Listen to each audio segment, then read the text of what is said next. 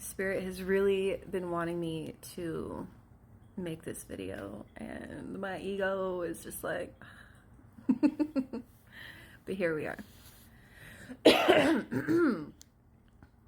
So my question is, what do plants do when they're being attacked and they're being killed off or threatened?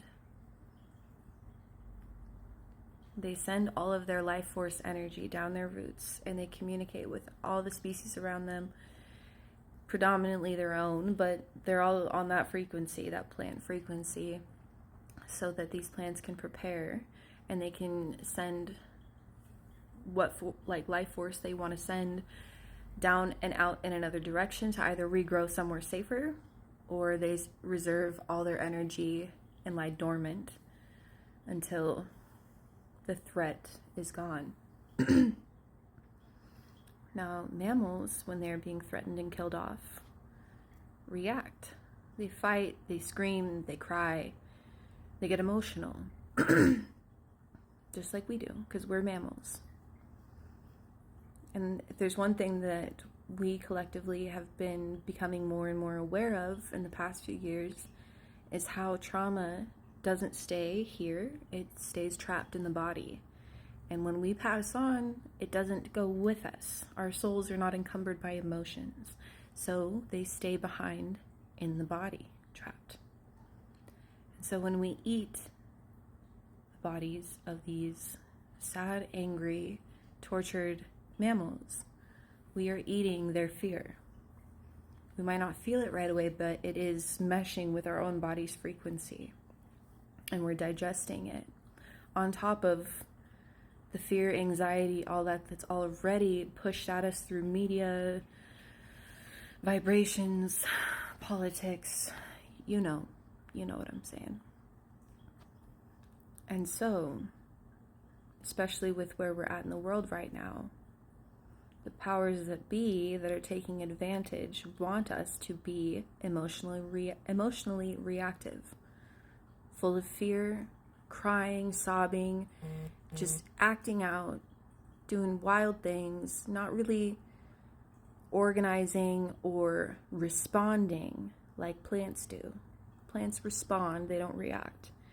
And so they want us to just be in this reactive state, not critically thinking, organizing, planning, and responding. Now, I'm not saying that you can't do this while you eat animals, but I will say that it gets a lot easier and our bodies are a lot more clear of channels when we are not eating dead bodies full of fear and rage and anger and sadness.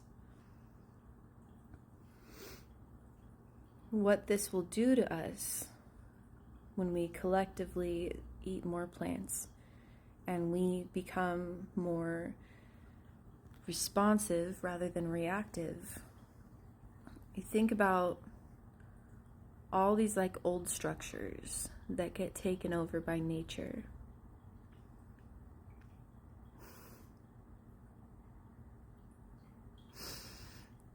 I started to get like goosebumps, like just hit me really hard. That would be so much more beautiful, would it not? If our growth collectively just overwhelmed these old structures and covered them and shot our roots into them, broke them down, and just completely like took over them with our growth and our love and our fresh green, our hearts, like that's representative of the heart chakra, that green, that just pure life force energy. And it makes me think of Magic the Gathering. I don't know if you've ever played that. I had my time with that back when I was like 17, 18, but that's 432. That's what I remember. Is that when you play with a green deck, it's just insane, dude, when you're playing against a green deck, because the growth is just crazy. It's just, there's just so much. It's just like they have like all these attackers out on the battlefield, and they just keep growing and growing and growing and growing, and it's like it's really hard to overwhelm and beat green. And that's our power. That's I don't know about you. I know there's a part of me, the traumatized part of me. I've dealt with CPTSD my whole life. And I've been a rage-filled woman most of my life. And I still have a lot of it. There's still that part of me, that indigo part of me, that just wants to burn everything down. But I also know, with my life lesson number being a 31-4, just a 4 in general even, is that a good builder has to observe and properly, what's the word I'm looking for? Properly look at the property first before they demolish anything. They have to really look at the structure and see if there's anything that's actually worth saving, and how can they save it? Will it be beneficial to the new structure? Rather than just going in there like a wrecking ball, which sometimes that's what's needed. But in order to come to that logical, calm decision, you need to be a clear channel. You need to be more logical, organized, and responsive rather than reactive, and not necessarily have emotional ties to the building and the system that's being demolished.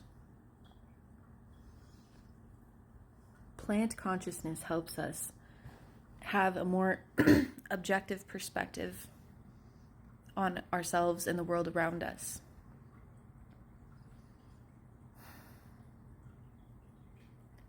This isn't me trying to be on my vegan soapbox. I do care about the animals. I care about animals probably more than humans, but this video is for humans. I'm talking about the benefits for humans. And that's not even talking about all the other health benefits. I mean, you can look it up. There's so much. But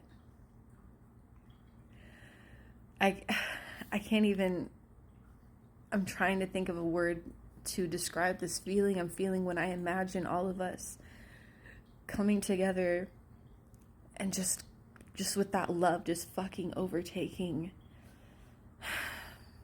these old structures, these old systems,